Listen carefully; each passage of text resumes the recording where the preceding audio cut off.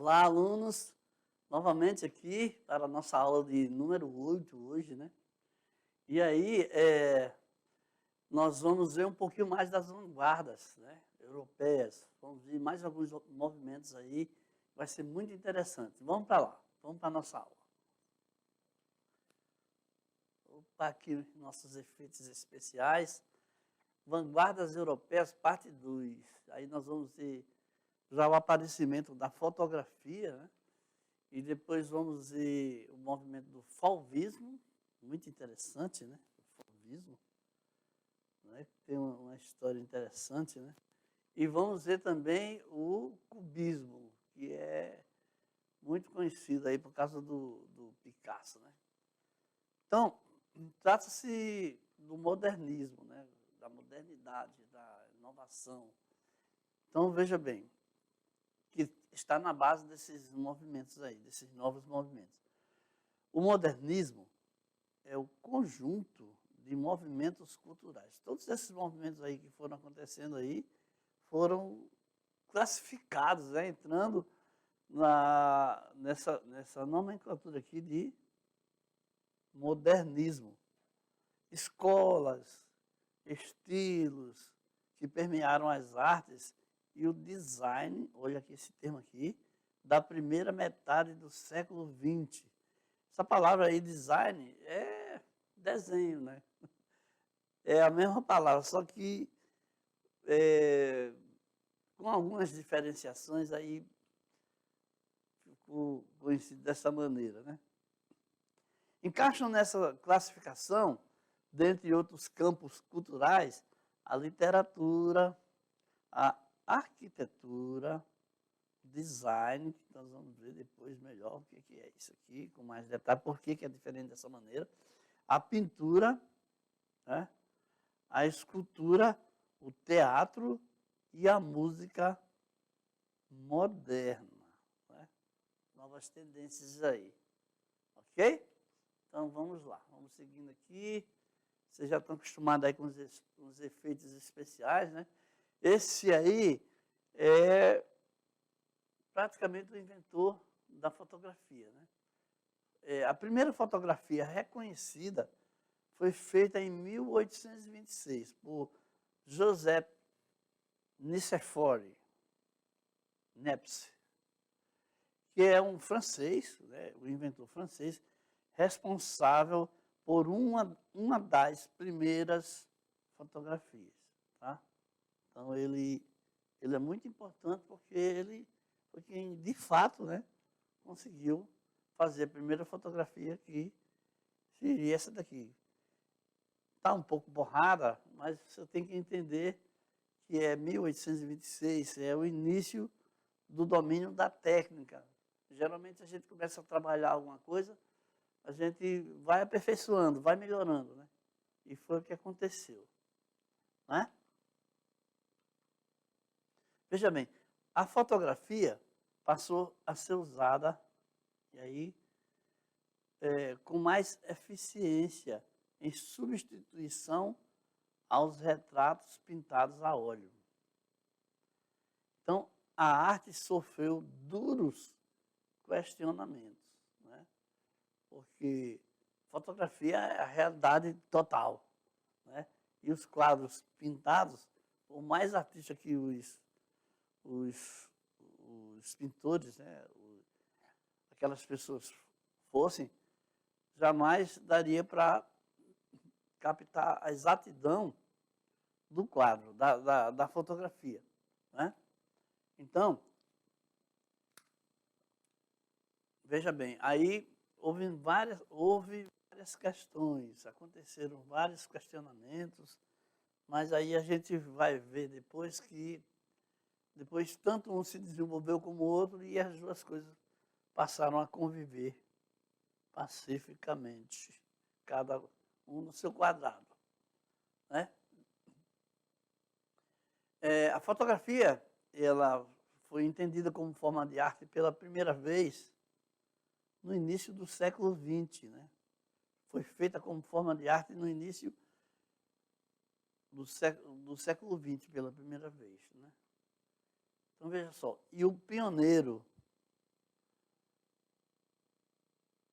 dessa proeza aí foi o Alfred Stieglitz. Ser alemão, o nome aqui. Ele fez sua primeira exposição individual em 1899. O primeiro cara que selecionou um grupo de fotografias, né, e fez a sua exposição foi o Alfred. Né?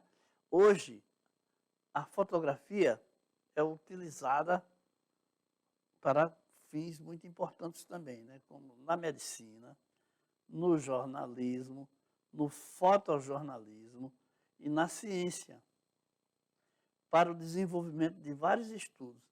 Até nos Jogos Olímpicos, né, a fotografia é usada assim como prova. Existem várias tecnologias agora, atualmente, usadas para determinar o momento exato que os corredores, por exemplo, tocam na linha de chegada. Às vezes, uma diferença de centésimo de segundos. Centésimo não, centésimo é para a Fórmula 1, né? Mas de poucos segundos, né? A diferença do pé de um atleta para o outro. O recorde, né? Mundial. Na natação também. Aqui chegamos ao nosso primeiro movimento aqui, que é o fauvismo. Tá? O fauvismo, essa palavra aqui, fauvismo vem de fauve, que significa fera em francês. Né? É interessante. Daqui a pouco eu vou falar por que chamaram os pintores desse movimento aí de fauves, les fauves. Vamos ver. O fauvismo foi um dos primeiros e menores, mais rápidos, de duração mais curta, movimentos da arte moderna, do século XX. Olha, o auge dele foi entre 1905 e 1907, pouco tempo, 2 anos. Né? O começo do novo século foi um período de mudanças sociais e tecnológicas. A tecnologia sempre faz mudar a arte. Né?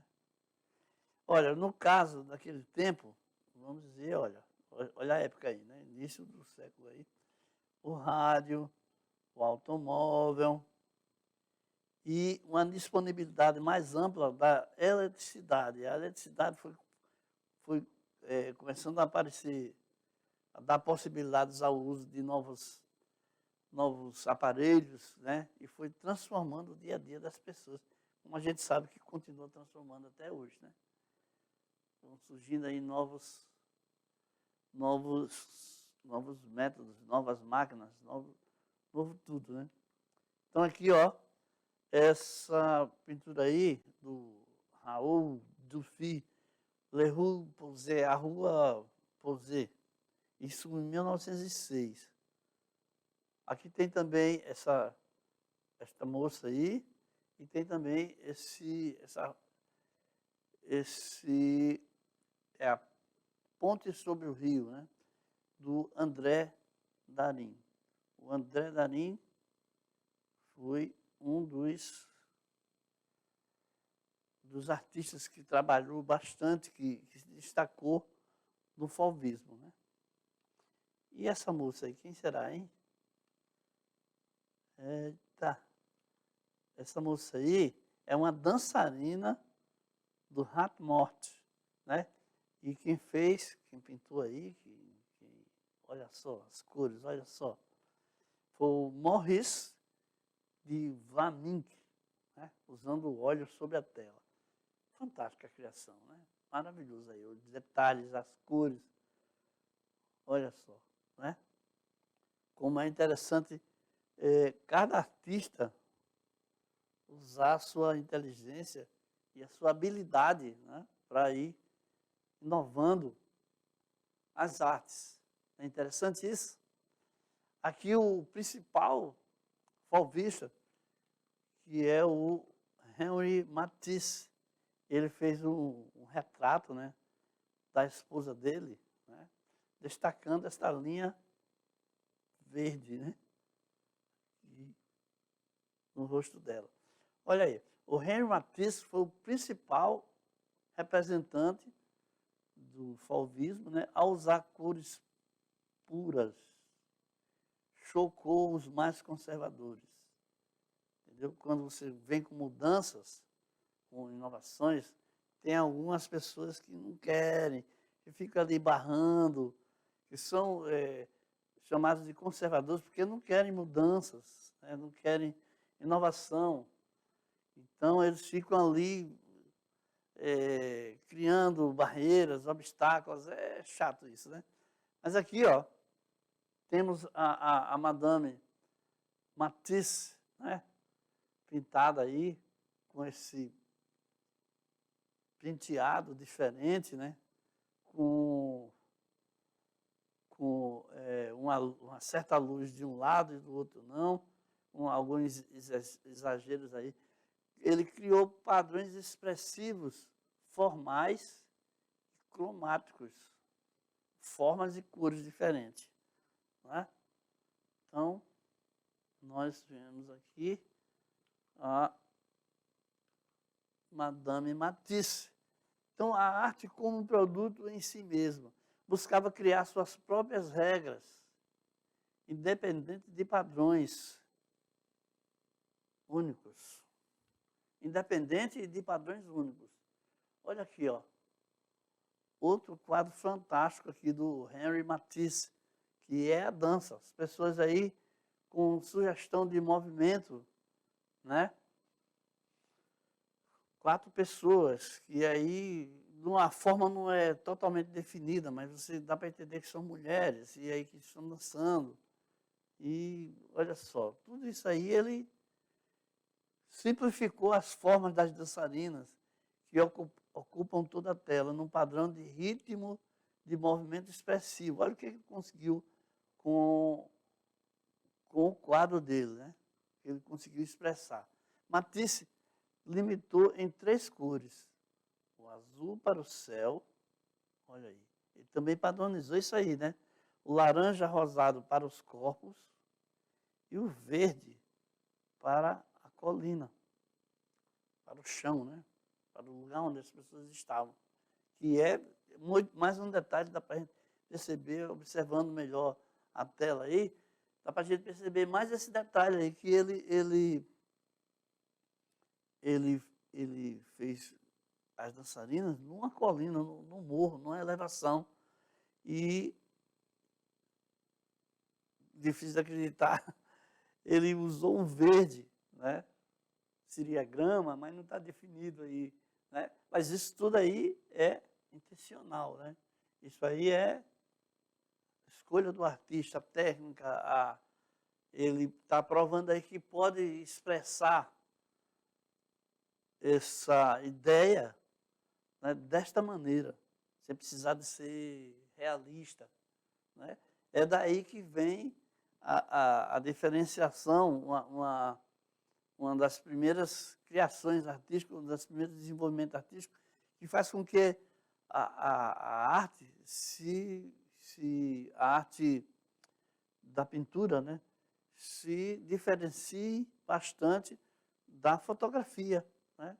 Com esse tipo de ideia aí, já se vê a criatividade do artista, né? Então, vamos lá. Vamos seguindo aqui. Vamos chegar aqui no nosso último movimento de hoje, que é o cubismo, né? Cubismo vem de cubo, né? Que vem de, olha, vários cubos, né? Você vê aqui, neste quadro aqui, ó, vários cubos. Vou destacar só um aqui, ó. Vários cubos. Ele está bastante entrecortado aí. É um homem com um violão, né? Mas está todo recortado aí com vários cubos. Mas ele é um dos quadros do Pablo Picasso já em 1911. Picasso, um dos gênios da pintura, né? O cubismo se desenvolveu em Paris nas primeiras 2 décadas do século XX. E esse movimento foi liderado por Pablo Picasso e Georges Braque, esses 2 gênios aí da pintura. Eles produziram uma série de pinturas que retratavam o mundo como ele jamais havia sido visto, né? Então, gênio, né? Criou aí uma maneira de expressar, né? Diferente demais. Eles construíram imagens com visões complexas, frias e achatadas. Opa! Ó, meu Deus, por que eu risquei isso aqui? Espera aí. Deixa eu ver se eu consigo ajeitar isso aqui, porque isso aqui é importantíssimo, esse detalhe aqui, ó. Muito importante esse detalhe, que é o uso das figuras geométricas, tá? Não esqueça desse detalhe, que ele é importantíssimo. E nós vamos observar bastante ele nos quadros seguintes, né? Que nós vamos mostrar aqui, ó. Olha aqui, ó. Foram vários homens com o violão. Esse aqui já foi o George que pintou com o mesmo tema, né? O homem com o violão. Também quase irreconhecível aí, né? Tão intercortado que está.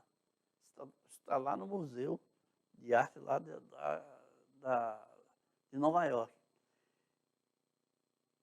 E aqui o Juan Cris fez um retrato aqui de Picasso, já usando também a técnica de intercortar, mas ele deixou mais nítido. Mas você veja aqui que realmente não dá para negar que é do cubismo, né? Tem vários pontas aí intercortadas e é interessante como eles vão se desenvolvendo aí nessa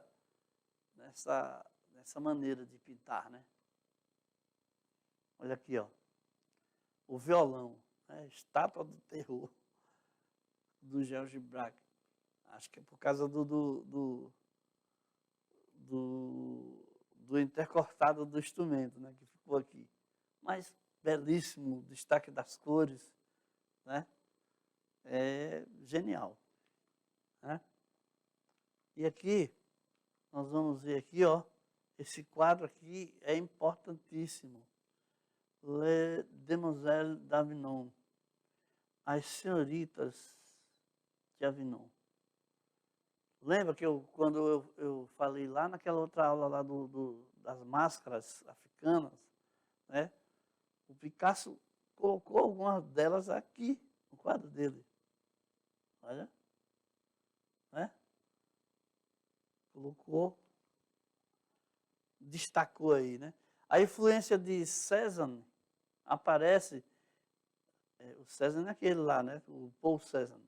Aparece, entre outros aspectos, na mobilidade que Les Demoiselles d'Avignon proporciona ao olhar. Há também uma referência à obra Cinco Banhistas de Cézanne. Então, Picasso meio que se inspirou no trabalho lá. Olha os detalhes dessa obra aí. Influência das máscaras africanas. Opa, olha lá, hein? Nas figuras à direita e à esquerda. Não é isso? Vamos aí. A frontalidade da arte egípcia na figura que está sentada e na figura à esquerda. É uma parte de frente, o tronco todo de frente e o rosto meio lateral.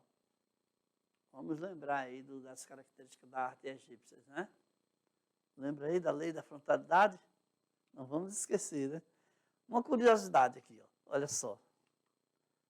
Como eu falei ainda há pouco, né? O quadro do Paul e o quadro do Picasso. Veja como Picasso inspirou-se nas máscaras africanas para os rostos, alguns rostos, das senhoritas aí, né? Ó, e repare que é um nu, né? Mulheres nuas, tanto no quadro do Paul, né? Que ele chamou de Cinco Banhistas, e aqui o Picasso chamou de As Senhoritas de Avignon. Nas duas figuras centrais, a referência às máscaras é bem nítida, né? Ó, aqui, ó. E olha aqui também, né? Então, interessante isso aí, tá bom? É um destaque para o interesse. E aqui chegamos no nosso último quadro, que é o Guernica, de Pablo Picasso, né? famoso mural que representa a indignação com o bombardeio de Guernica pela morte de grande parte da população, né? Então, ele, nesse quadro aí, ele expressou a sua revolta, né, nos tons de branco, preto e cinza. É considerado aí uma paleta de cores neutras, né? É considerado uma obra monocromática, né? Então, apesar de expressar aí o desespero e a violência da cena, né? Chegamos então ao final da nossa aula aqui, nossas referências aí, para vocês verem os livros que nós baseamos para fazer a aula. E vamos agora ficando por aqui. Até a próxima aula. Tchau.